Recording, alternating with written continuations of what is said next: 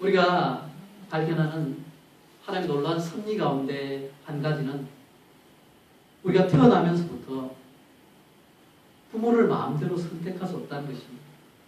저는 이남 3녀 중에 막내입니다.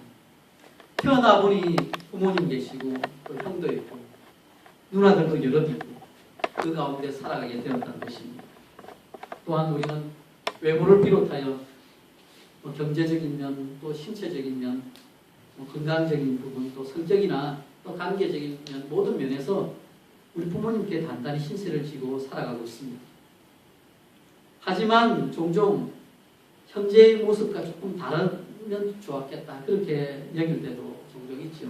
그래서 몸이 좀 더 날씬했으면, 또 키가 좀 더 컸으면, 물질이 좀 더 풍요했으면, 좀 더 참을 수 있는 성격이었으면 된다. 이런 생각을 하기도 합니다. 물론 우리가 자라가면서 환경에 의해서 다른 모습을 갖기도 하지만 중요한 사실, 우리가 부모를 닮은 것은 결코 피할 수 없는 현실이라는 점입니다. 그런데 서로 닮았다는 것은 서로 관계가 있다는 증거입니다.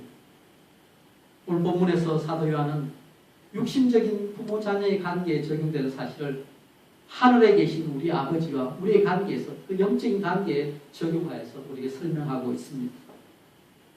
하나님의 가족으로서 우리도 하나님을 닮게 되어 있습니다. 또한 그것이 하나님과의 친밀한 관계의 증거가 됩니다. 사랑하는 여러분, 우리는 하나님의 자녀입니다. 아멘. 아멘. 믿으시죠? 아멘. 그러면 하나님의 자녀로서 그 특징이 무엇인지 오늘 본문을 통해서 살펴보고 도전을 받고자 합니다. 우리 하나님은 사랑 안에서 우리를 하나님의 자녀로 삼기 위해서 모든 수고를 다 감당하셨습니다. 1절에 나타난 어떠한 사랑은 하나님의 사랑이 아주 놀랍다는 것을 나타냅니다.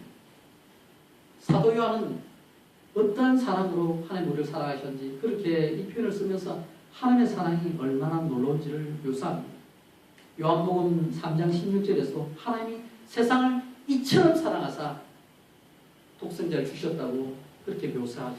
그런데 이처럼에 담겨있는 그 의미가 엄청난 것이죠. 거기에 목숨이 담겨있습니다. 독생자 예수의 죽음이 담겨있습니다. 그 정도 우리를 사랑하시느냐, 그 사랑을 표현했다는 것입니다. 하나님의 사랑의 깊이와 넓이와 높이가 그 십자가를 통해서 분명하게 나타납니다. 세상 죄를 위해 독생자를 하목적으로 내오신 그 하나님의 놀라운 사랑입니다. 부모님들이 자녀들 위해서 자기 목숨을 내놓을 만큼 희생적으로 사랑하듯이 하나님은 우리를 위해서 독생자를 주시기까지 그렇게 사랑하셨습니다. 그리고 하나님은 지금 우리를 하나님의 자녀라 부르고 계십니다. 하나님의 자녀가 어떤 것인지, 하나님의 자녀라는 말 자체가 우리가 누구인지 그 정체성을 나타냅니다. 하나님의 자녀다 이 표현은요, 우리가 하나님을 닮아가는 자들이라는 그 뜻이 담겨 있는 것입니다. 그런데 하나님의 자녀라는 신분은 아무에게나 주어지는 것이 아닙니다. 오직 예수 그리스도를 나의 구주, 나의 하나님으로 영접하는 자들을 위해서 마련된 그 특별한 선물입니다. 우리가 영적으로 거듭나고 하나님의 자녀가 되었습니다. 우리는 하나님의 무한한 사랑, 하나님의 엄청난 사랑을 받은 자들입니다. 따라서 우리는 하나님의 자녀라는 우리의 정체성에 따라서 하나님의 자녀답게 살도록 요구됩니다. 만일 우리가 자녀답지 못하게 살고 잘못된 길로 나가면 분명히 부모인 자녀가 제대로 부모에게 징계를 받듯이 하나님께 징계를 받을 것입니다. 그러므로 우리가 계속해서 하나님께 충성하면서 하나님께서 예비해 놓으신 이 특별한 관계를 하나님의 자녀로 이 관계를 계속해서 붙들고 나아가야만 합니다. 오늘 사도 요한은 믿는 자들이 그리스도께서 다시 나타나실 때 그분과 같은 영광을 얻게 될 것이라고 희망적인 그 말을 해줍니다. 이런 소망 가운데 사는 성도들은 주의 깨끗하심을 본받아서 자신을 깨끗하게 해야 한다고 말합니다. 예수 그리스도의 재림 때 우리가 영화롭게 될 하나님의 자녀는 이 땅에서 살아가는 동안 거룩해지는 삶, 성화의 삶을 살아가게 되어 있습니다. 그것은 예수님의 거룩함을 점점 본받고 점점 예수님을 닮아가는 그런 삶을 살아가는 것입니다. 그런데 하나님은 죄가 없으신 분이죠. 예수님은 이 땅에서 죄 없이 사신 분입니다. 깨끗한 삶을 사셨습니다. 따라서 하나님의 사랑을 입은 하나님의 자녀인 우리들도 이 땅에서 예수님을 닮은 모습으로 깨끗한 모습으로 점점 살아가야 하는 것입니다. 하나님의 자녀로서 우리는 영생의 약속이 있습니다. 소망이 있습니다. 그 소망을 가지고 이 땅에서 누리기 합당한 모습으로 준비되고 깨끗한 그릇으로 하나님께 쓰임을 받아야 하는 것입니다. 사랑하는 여러분, 우리 하나님은 우리를 사랑하시며 우리를 위한 놀라운 계획을 가지고 계십니다. 아멘. 그분은 우리가 선한 일을 행하도록 예배해 두셨습니다. 하나님 우리가 그리스도를 닮아가도록 계속해 빚어 가시고 계십니다. 이것이 여러분 하나님 우리를 빚어 가실 때요 좋은 것만 우리에게 주시지 않습니다. 쉽게 얘기하면 그냥 우리 원하는 것 다 이루고 다 행하고만 되는 인생이 아니라는 것입니다. 때때로 힘든 일도 있습니다. 어려운 일도 있습니다. 그러나 그 모든 것을 통해서 합력하여 선을 이루시는 하나님, 그분이 우리를 지금도 빚어가고 계신 것입니다. 그런데 그 가운데 우리가 어떻게 되냐면 그리스도를 닮아가는 것입니다. 우리 주님도 이 땅에서 고난을 당하셨습니다. 따라서 우리를 닮아가는 그 길 가운데 우리는 고난도 있을 것이고 어려움도 있을 것입니다. 그러나 그 모든 것을 넘어서서 죄를 이기고 승리하는 것이 우리에게 주어진 운명입니다. 우리 주님께서 우리 죄를 대신하여 십자가에 죽으시고 모든 죄의 값을 다 치르셨습니다.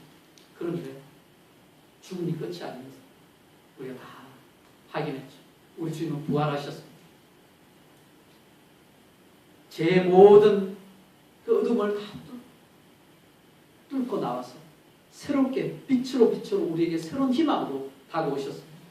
지금 우리가 하나님의 계획 가운데 거해 있다는 것입니다. 결코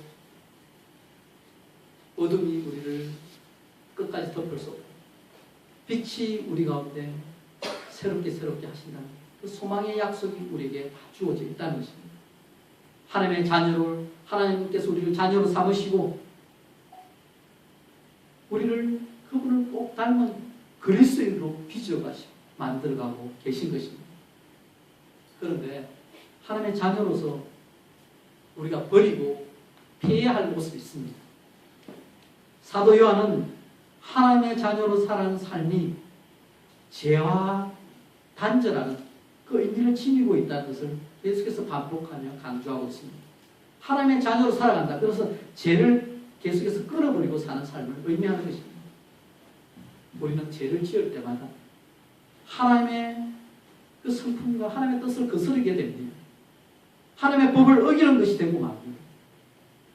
그런데 하나님의 교훈에서 벗어나는 것 자체가 바로 불법이며 이것은 하나님을 향한 우리의 마음 자세가 어떤 것인지 그 가운데 드러나게 되어 있습니다. 하나님께서 원하시는 것 우리가 할 때는 우리 마음이 평강을 누리게 돼요. 그런데 하나님께서 싫어하시고 하나님 슬퍼하시는 것을 우리가 행할 때 우리의 마음이 결코 편치 않습니다. 그런데 죄라는 것은 하나님과의 관계를 깨뜨려버리고 우리의 삶을 망가뜨리고 부릴 수 있다는 사실을 우리가 기억해야 합니다. 그런데 잊지 말아야 할 사실은 참된 그리스도인이라고 해서 결코 죄를 짓지 않는다고 말할 수는 없다는 것입니다. 하지만 진정한 하나님의 자녀라면 하나님의 뜻과 어긋난 제약된 생활 방식을 계속해서 추구하면서 결코 그 자리에 안주하지 않는다는 것입니다. 사도 요한은 그 당시 예수님께 세우신 그 거룩함의 기준을 노골적으로 무시하면서 그렇게 이제는 영적으로 깨달음이 됐다 하면서 삶은 엉망이었던 이 거짓 선생들의 극단적인 생활 양식을 결코 따르지 말 것을 하나님의 자녀들에게 권면합니다. 우리에게 기대되는 바는 죄는 짓더라도 혹시라도 죄 유혹에 넘어져서 죄를 짓더라도 그 상태로 지속적으로 남아있는 것이 아니라 끊임없이 회개하면서 재시성과 회복으로 나아갈 수 있는 그 길이 열려 있다는 사실을 우리가 기억하는 것입니다. 비록 거기서 일을 할지라도 넘어지죠. 제 가운데 또 넘어질지라도 우리에게는 예수 그리스도의 십자가를 통해서 마련된 그 제사함을 받을 수 있는 길이 열려 있다는 사실입니다. 그러나 우리가 반드시 기억해야 할 사실은 이와 같은 제사함이 하나님의 아들 예수 그리스도의 그 엄청난 사랑의 대가, 그 엄청난 핏값이라는 사실을 기억해야 합니다. 이 하나님의 은혜는요, 값없이 주어진 은혜입니다. 값이 없이 주어지지만 그러나 그것이 결코 값싼 것이 아닙니다. 우리가 아무리 값을 치르려고 해도 치를 수 없을 정도로 엄청난 가치이기 때문에 이것이 하나님의 은혜로 우리에게 주어진 것입니다. 따라서 그 하나님의 사랑을 알고 하나님의 자녀로서 마땅한 우리의 그 감사의 표시는 우리가 더 이상 계속해서 의도적으로 죄를 짓는 것을 피해야 한다는 것입니다. 그렇게는 하지 말아야 합니다. 원래 죄라는 것이요, 표적을 놓친다. 그래서 화살을 쏠 때 그 간역의 중심에서 벗어난다는 뜻입니다. 그래서 죄라는 것은 뭔가를 잘못 계산하고 이루어야 할 것을 이루지 못하는 것으로 여겨졌습니다. 그런데 우리가 살다 보면 죄 많은 행실을 진심으로 뉘우치고 그 가오를 극복하려고 열심히 노력하는데도 자꾸 실패하는 경우가 있습니다. 간역의 중심을 맞추고 싶지만 그러지만 번번이 간역을 벗어나는 그런 경우가 있는 것처럼 말입니다. 그런데 우리는 종종 행동으로만 그 짓는 죄, 그것만 의식하면서 그런 죄만 짓지 않으면 된다 하면서 자신을 그럴듯한 사람으로 포장하고 살아갑니다. 그런데 예수님께서는 우리 행동뿐만 아니라 그 행동, 그 이면에서 담겨있는 마음으로 범하는 죄까지 지적합니다. 사실 우리가 죄를 짓는 행동은 자신의 그 욕심을 채우고자 하는 그 내적 충동에서 시작됩니다. 야고보 사도가 그렇게 지적했듯이, 야고보 장로가 지적했듯이 각 사람이 시험을 당하는 것은 자기 욕심에 이끌려서 유혹에 빠지기 때문입니다. 우리에게는 겉으로는 잘 드러나진 않지만 기회만 주어지면 제약된 행동으로 나타날 수 있는 심각한 마음의 죄가 있습니다. 그래서 이런 문제의 심각성을 자각한 한 분이 크리스찬이 꼭 이겨야 할 마음의 죄라는 그 제목으로 그 목록을 정리해 놓은 게 있습니다. 그것을 잠깐 좀 나누면서 우리 자신을 좀 살펴보았으면 합니다. 크리스찬이 꼭 이겨야 할 마음의 죄 가운데 불경건함이 있습니다. 이것은 하나님 없이 사는 죄입니다. 하나님 없이도 살 수 있다는 그런 죄를 도하고 있는 것이죠. 또한 걱정과 좌절을 하죠. 그것은 하나님을 신뢰하지 않는 죄가 됩니다. 또한 삶 가운데 불만족하며 사는 것. 이것은요, 하나님께서 우리에게 주신 상을 받아들이지 않는 죄가 됩니다. 감사하지 않는 것. 그것은 하나님의 은혜를 당연히 여기는 죄입니다. 교만은 여러 가지 종류가 있죠. 스스로 어렵게 여기는 교만이 있을 수 있고, 내 생각만 옳다는 교만, 성공은 내 것이라는 교만, 또 영적 근위에 반하는 교만. 이 교만 자체는 자기를 높이는 죄가 됩니다. 또한 이기심도 문제가 됩니다. 자기 관심사에만 빠지는 이기심, 자기 시간만 아끼는 이기심, 다른 사람의 필요에 인색한 이기심, 남들을 배려하지 않는 이기심. 이것은요, 하나님께서 돌아보려고 하는 다른 사람을 돌아보지 않는 무관심의 죄가 될 수 있다는 것입니다. 또한 자질의 부족에 의해서 욕구에 지배되는 죄가 있습니다. 음식의 유혹이 있을 때, 하나는 일이 있을 때, 또 갖고 싶은 것이 있을 때 자제하지 못하는 죄. 이것은 욕구에 지배되는 죄가 될 수 있는 것입니다. 또한 해결하지 못한 이기심의 죄 가운데 분노가 있습니다. 결국은 자기 뜻대로 되지 않을 때 분노합니다. 심지어 하나님께까지 분노할 때 이것은 심각한 죄가 될 수 있는 것입니다. 또 우리가 종종 하기 쉬운 것은 비판주의가 있습니다. 개인적 신념에 대해서 다른 사람을 비판하고 할 때요, 이것은 종종 하나님의 역할을 침해하는 죄가 될 수 있습니다. 오늘 교회 가운데 오늘 말씀 가운데도 나오는데요. 상당히 심각한 죄 중에 하나가 시기와 질투의 죄입니다. 한 몸을 이루는 형제 자매들을 경쟁자로 여기면서 서로 경쟁하면서 자기가 높은 위치에 가지고 싸울 때 그것이 하나님의 마음을 아프게 합니다. 이런 여러 가지 죄들, 또한 세상의 가치관을 따르면서 세속성이 하나님을 따르는 그 길을 방해할 수 있습니다. 남들을 험담하고 비방하고 비판할 때 혀로 짓는 죄가 될 수 있는 것입니다. 이처럼 여러분 우리 삶에서는요, 겉으로 드러나지 않았지만 묵인되어 온 죄, 심지어 존재 자체를 부인해 온 자들이 부인했던 그런 죄들이 우리 마음속에 가득 차 있습니다. 그래서 심지어 예수께서는 밖에서 음식 손 안 씻고 먹는 그것은 너를 더럽게 하는 것이 아니라 속에 있는 것 자체가 너희를 더럽게 한다고 말씀하시지 않았습니다. 우리가 아무리 부인하려고 해도 우리 속에 있는 마음속에 있는 이 모든 하나님이 싫어하는 것을 우리가 극복할 때 이 모든 것도 죄는 죄입니다. 하나님 눈에는 심각한 죄가 될 수 있다는 사실을 기억하기 원합니다. 그런데 이런 죄들을 우리가 해결할 수 있는 방법이 있습니다. 그것은요, 겸손하게, 정직하게 우리 죄를 하나님 앞에 인정하고 고백하고 나아가는 것입니다. 우리 자신을 솔직하게 돌아보기 원합니다. 하나님의 자녀가 되었지만 우리에게도 이전부터 우리에게 익숙해진 죄 짓는 습관이 있습니다. 우리를 걸핏하면 걱정하고 제멋대로 행동하고 남을 비판하고 험담하고 경건치 못한 생각을 하는 그런 습관들이 그냥 자연스럽게 우리에게 키워져 왔습니다. 그런데 하나님 그런 것을 싫어하십니다. 그러니 이제 우리가 어떻게 해야 할까요? 오늘 말씀에서는 죄를 짓는 자는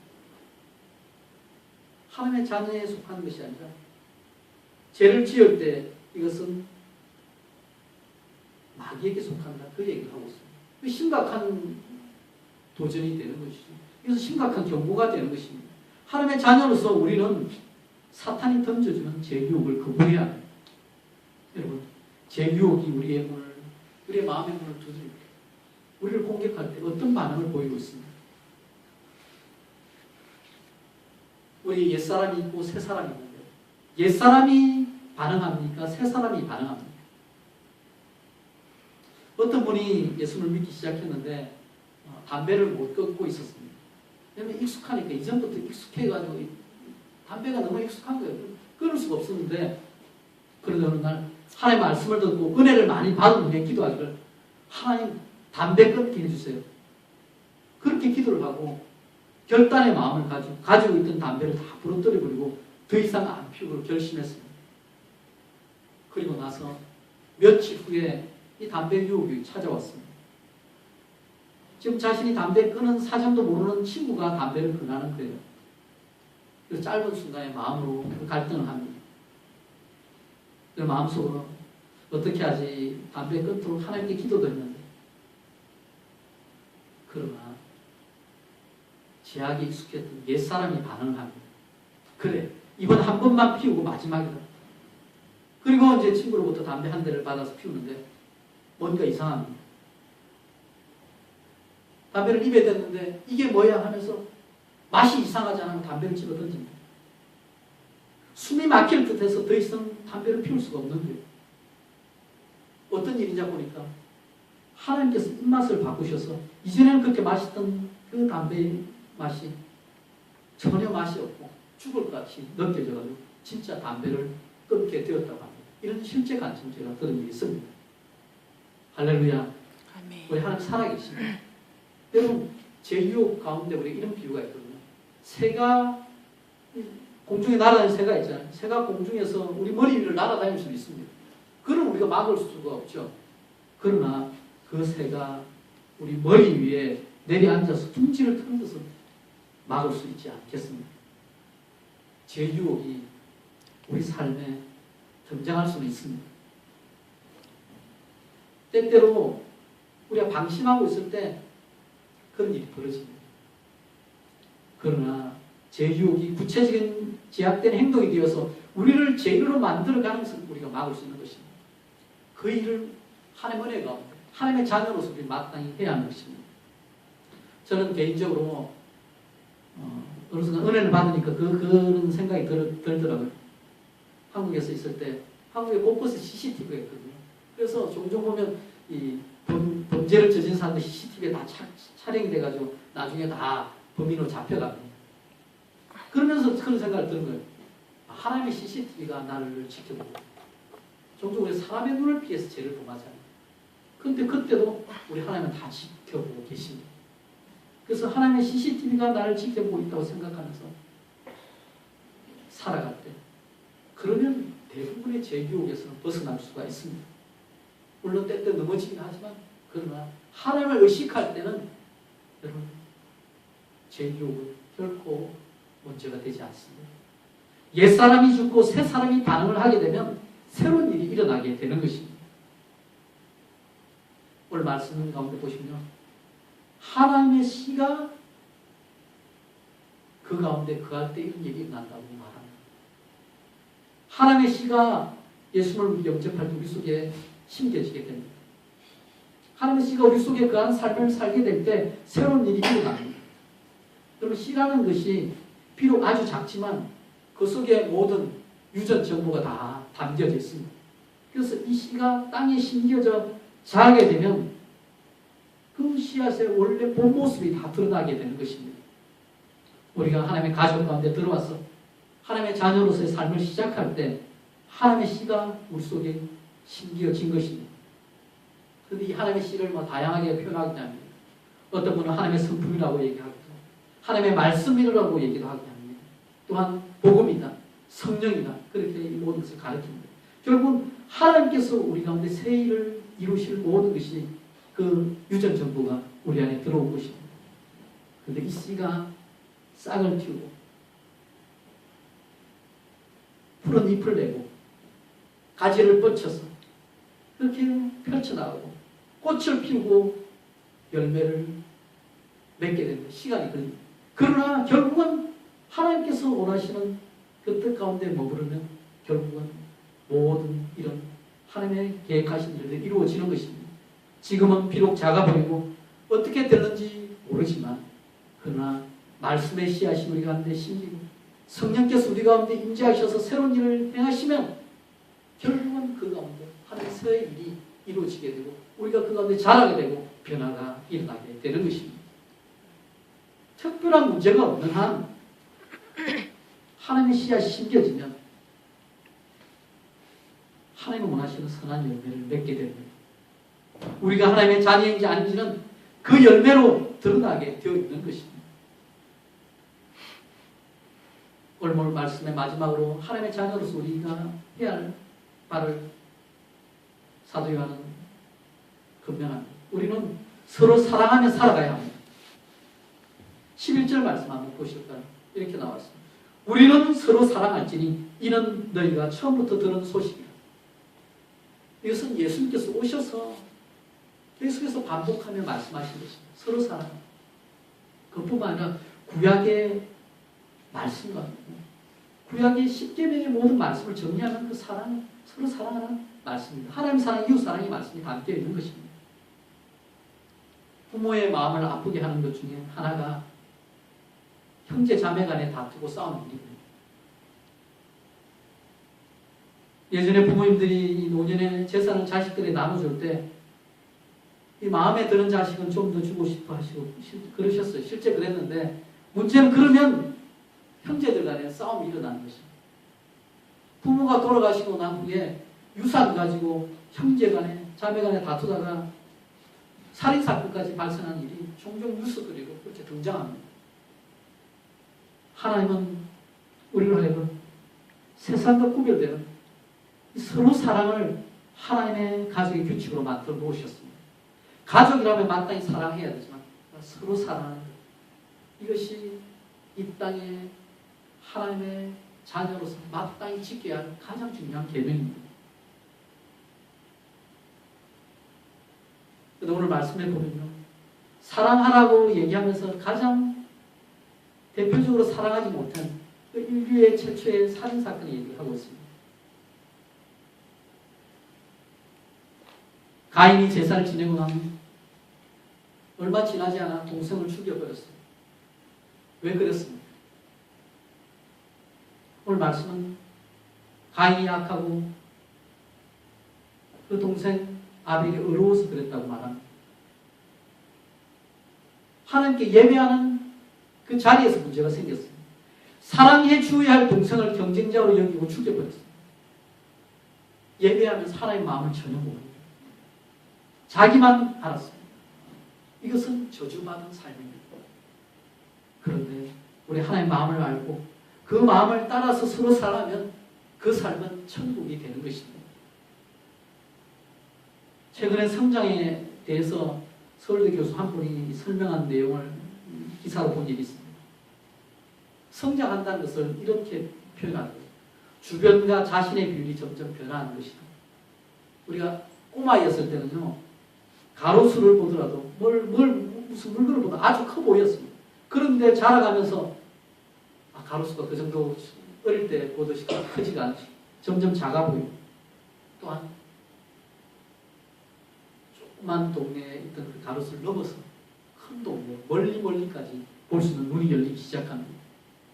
그리고 그렇게 시야가 넓어진다 하면은 한때 아주 커 보였던 부모님 품도 또 고향 동네도 점점 작아지게 되고, 그래서 저 멀리 새로운 세계 가운데 그렇게 나아가게 된다는 것입니다. 그런데 신앙의 성장도 이런 모습과 비슷하다고 생각이 들었습니다. 우리가 하나님을 제대로 모를 때 세상이 커 보입니다. 세상이 크고 하나님이 작아 보입니다. 그러나 하나님을 알면 알수록 세상이 별것 아닙니다. 하나님이 점점 크게 보이는 것입니다. 하나님의 중심으로 모든 것이 돌아간다는 걸 발견하게 되는 것입니다. 그러면서 우리 모습이 점점 하나님의 자녀로서 하나님을 닮아가게 되는 것입니다. 우리가 성장한다. 이것은요, 점점 우리 속에 하나님의 역사가 나타나는 것입니다. 우리는 예수를 영접하고 하나님의 자녀로서 조금씩 하나님을 닮아가게 됩니다. 그런데 죄를 벗고 예수의 형상을 입는 것에 필요한 것이 있습니다. 그것은요, 예수의 의가 필요합니다. 결국은 예수의 의로움 가운데 우리가 늘 서야 한다는 것입니다. 때때로 죄에 넘어질지라도 그러나 예수의 의를 힘입으면 다시 새롭게 우리가 나아갈 수 있습니다. 그러나 그 자리만 머물러 있으면 안 됩니다. 삶 속에서 죄와 싸워서 이길 수 있는 그 능력을 우리 하나님으로부터 허락받아야 합니다. 성령의 능력을 우리가 소유해야 합니다. 하나님께서 오셔서 우리 가운데 씨앗을 심겨주십니다. 그 가운데 하나님의 은혜 가운데 거하게 되면, 성령 안에 거하게 되면 때가 되면 성령의 열매를 맺게 되는 것입니다. 따라서 우리가 살아가죠.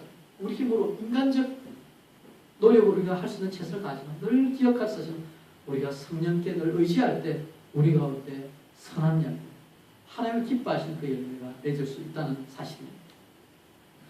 제가 한국에서 수업 들은 과목 중에 하나가 이 가족 치료에 대한 내용이었습니다. 그래서 가족 치료를 통해서 이렇게 배운 내용 중에 하나는 개인의 이 정보를 수집할 때 가족의 역사를 알아보는 것이 아주 유용한 도구가 됩니다. 그래서 가족과의 관계 속에서 대가족부터 다 할아버지, 미국부터 다 따져보면서 이때까지 올 때까지 가족이 어떤 일이 있었는지 다 조사해 보게 되면, 그리고 영향받은 그 큰 사건들, 사람들을 살펴보면 자기 자신을 객관적으로 볼 수 있다는 것입니다. 심지어 이 병세를 또 알 수 있죠. 그래서 결석과 같은 간단한 병뿐만 아니라 암과 같이 심각한 질병도 가족 여기에 따라서 드러나는 경우도 보게 됩니다. 그런데요, 우리 하나님의 가족으로 산다는 것은요, 하나님 아버지를 닮은 삶을 사는 것입니다. 그 얘기는 우리가 가족력으로 따지고 볼 때 하나님 아버지께서 원하시는 무엇인지 계속해서 우리가 깨닫고, 또 믿음의 선배들이 어떤 삶을 살았는지 우리가 성경 가운데 발견해 나가면서 그것을 우리 삶 가운데 적용해야 된다는 것입니다. 말씀을 통해서 하나님 뜻을 더 잘 깨닫고 그 뜻대로 살아갈 때 하나님의 자녀로서 온전한 삶을 살아가고 참 기쁨을 누리게 되는 것입니다. 말씀을 정리하면 사랑하는 여러분, 우리는 하나님의 자녀입니다. 우리 하나님의 자녀로서 하나님의 깨끗하심을 담아서 점점 자신을 깨끗하게 하는 삶을 사시기 바랍니다. 그래서 하나님이 싫어하는 것, 그걸 갖고 살면 우리가 불편합니다. 그래서 계속해서 깨끗하게, 정결하게 주님 원하시는 모습으로 만들어가기 소원합니다. 사소한 제 유혹도 우리 하나님께서 다 지켜보신다 사실을 기억하시면서 그것을 거부하고 하나님의 씨 가운데, 하나님의 말씀 가운데, 하나님의 은혜 가운데, 성령 안에서 우리 하나님 뜻 가운데 충만하게 행하는 우리가 되기를 원합니다. 오늘도 하나님의 자녀로서 이 한 주간 살아갈 때 무엇보다도 서로 뜨겁게 사랑하시길 바랍니다. 아멘. 하나님 원하시는 모습 하나가 그것입니다. 오늘 우리 이제 서로 사랑한다 그 가운데 가장 단순한 것을 이렇게 얘기했습니다. 서로 인사를 잘하자. 그렇습니다. 서로 보면 인사를 하는데 어떤 분 인사하는데 인사도 제대로 못하고 힘들게 하는 경우가 있어요. 인사하면 자기 얘기만 하면서 힘들게 하는 경우가 있습니다. 그런데 그러지 않고 서로 얘기를 들어주고 서로 배려해주면서 서로 사랑하면서 하나님의 가족으로 사랑을 나누는 기쁨의 공동체 세워나가는 우리 모두 되시기를 예수 그리스도 이름으로 축원합니다. 아멘.